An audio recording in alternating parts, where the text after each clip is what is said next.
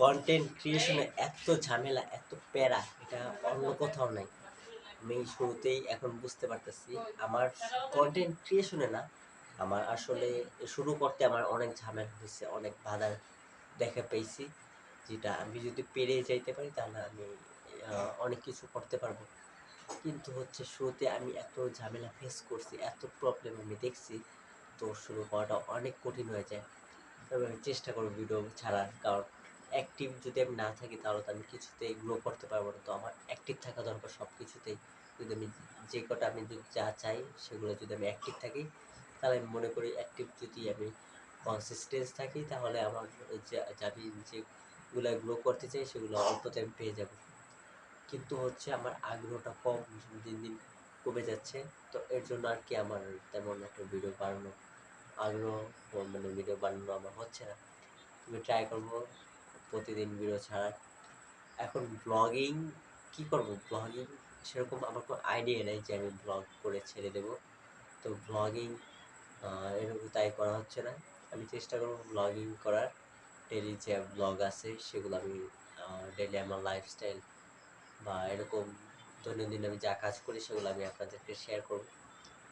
তো ব্লগিংটাই better option আমার কাছে যা মনে হয়। কিন্তু আর কিছু তো আমার কাছে করার কোনো উপায় নেই, বা আর কিছু করার আমার কোনো সেরকম আইডিয়া নেই। তো সেই জন্য আমার ব্লগিংটাই আমাকে বেছে নিতে হয়েছে।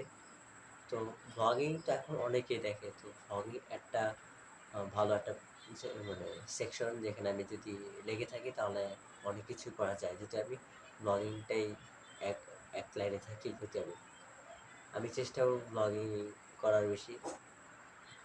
আর আমার আরেকটা চ্যানেল আছে যেটা আমি মোটিভেশন দেই মানুষকে, মোটিভেশন কথা বলি।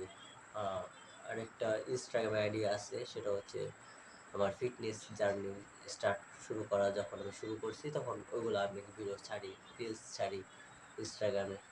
তো আমি শুরুতে ভালোই সাপোর্ট পাইছি, আমি ভালোই ভিউজ হচ্ছিল, যদিও আমার কোনো ফলোয়ার ছিল না, তারপর ভালো পরিমাণে ভিউজ ছিল আমার ভিডিওতে। তো আমি যদি লেগে থাকতাম, আমি যদি রেগুলার ভিডিও ছাড়তাম, তাহলে আমি মনে করি যে অল্পতে আমি অনেক গ্রো করতে পারতাম।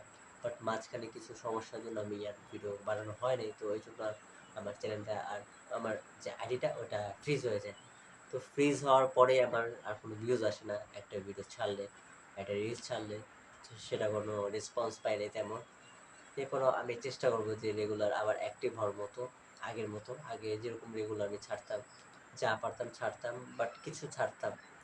তো এই জন্যে আমার অডিয়েন্স ছিল ভালো, ভিউজ ছিল একটা লিমিট আকারে আমার ভিউজ চলতো। কারণ আমার ভিডিওগুলা হচ্ছে টার্গেট অডিয়েন্স, এরকম মানে টার্গেট করা কিছু অডিয়েন্সদের জন্য দেখানো। তো এরকম ফিটনেস যে আমার আছে ইনস্টাগ্রাম যে আইডিটা, সেটা আমার ভালোই চলছিল। তো ইউটিউবে অনেক প্যারা, ইউটিউবে ভিউজ হয় না, ইউটিউবে কখন কি ডাউন হয়ে যায় কেউ কে জানে না।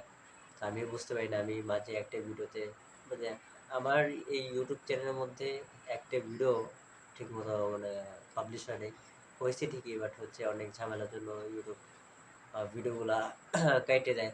তো আর কিছু করার থাকে না। তো আমি ভিডিও বানানো বন্ধ করে দিই। তো চেষ্টা করবো এবার রেগুলার রেগুলার ভিডিও বানানোর। আল্লাহ হাফিজ।